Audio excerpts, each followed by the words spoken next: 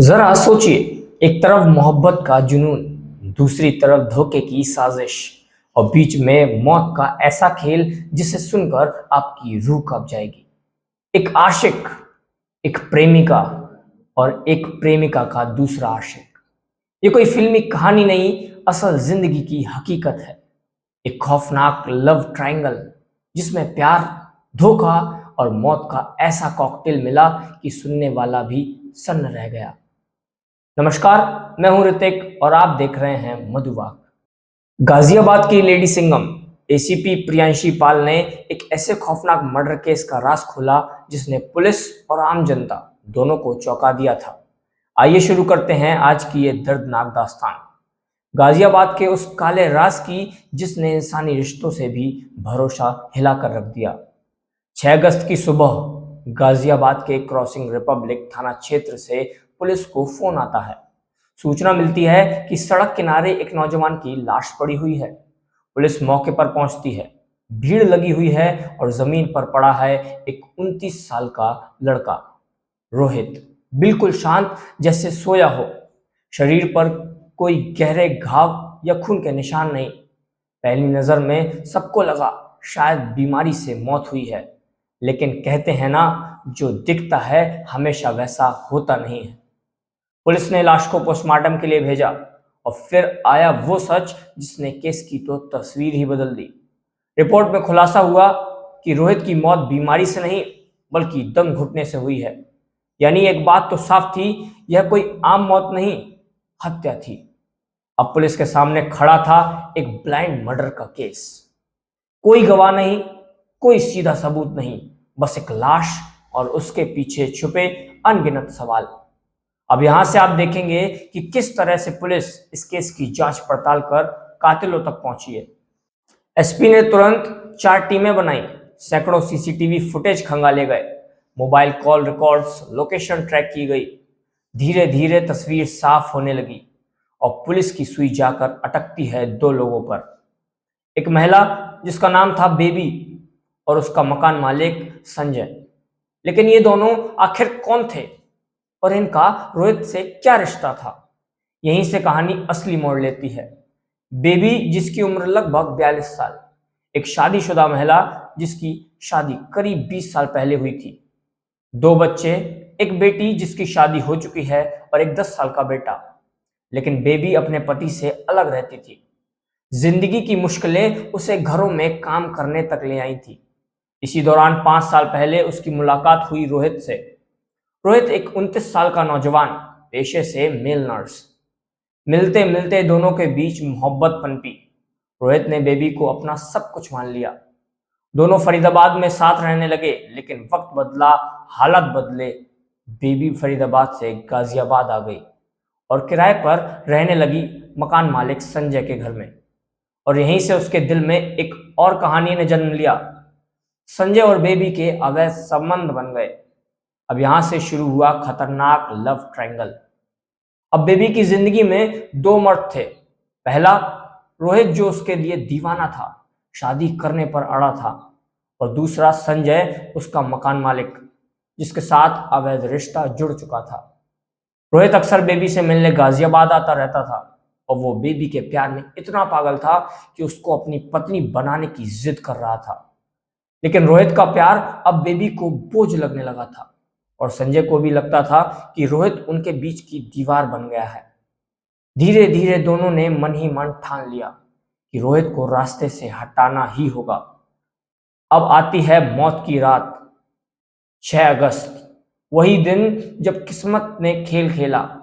रोहित हमेशा की तरह बेबी से मिलने गाजियाबाद आया। कमरे में दोनों मिले। अचानक रोहित को मिर्गी का दौरा पड़ा। वो जमीन पर गिरकर तड़पने लगा, बेहोश हो गया। यही वो पल था जब इंसानियत को सामने आना चाहिए था, लेकिन बेबी और संजय के लिए ये बन गया एक सुनहरा मौका। दोनों ने रोहित की जान बचाने के बजाय उसे हमेशा के लिए खत्म करने का फैसला कर लिया। उन्होंने तकिया उठाया और रोहित का चेहरा दबा दिया।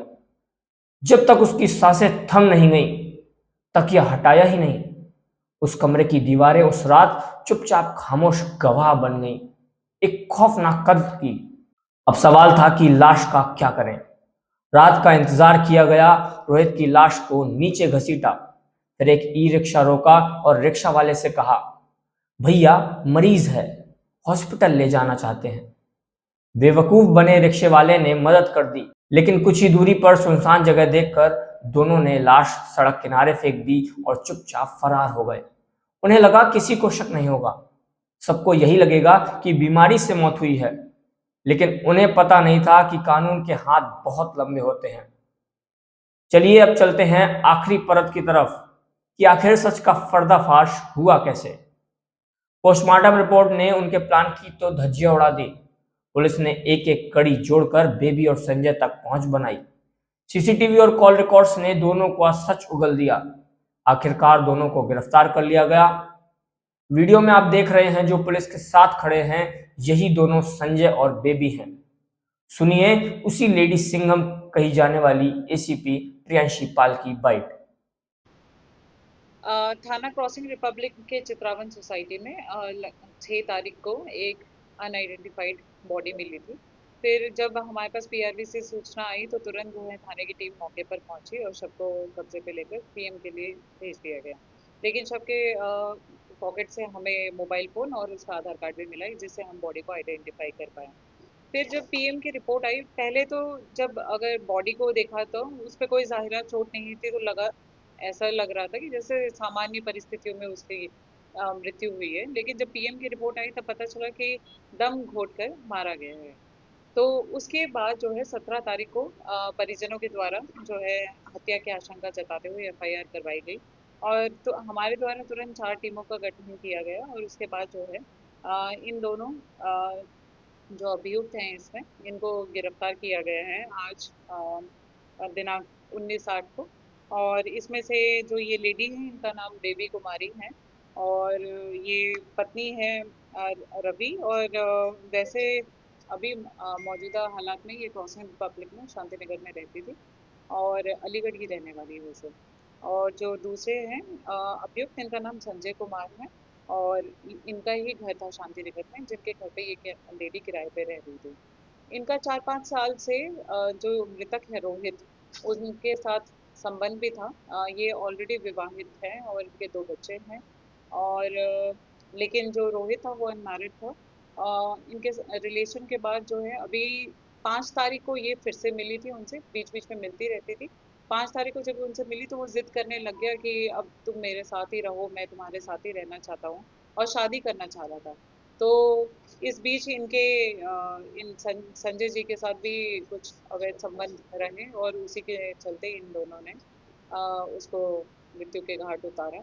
और उसके बाद रात को ही इन्होंने ई रिक्शा बुलाई और ई रिक्शे वाले को 200 रुपये देकर ये कहा कि हम इसको जो है हॉस्पिटल पहुंचाना चाहते हैं। लेकिन बीच रास्ते में ही इन्होंने सड़क में बॉडी उतार के वहां पे रख दी और उनसे कहा कि ई रिक्शे वाले को हटा दिया कि आप यहाँ से जाइए, हम जो है एम्बुलेंस बुला के उसके बाद जो है हॉस्पिटल लेके जाएंगे। तो ई रिक्शा वाला वहाँ से चला गया और फिर इस तरीके से इन्होंने बॉडी को जो है डिस्पोज ऑफ किया।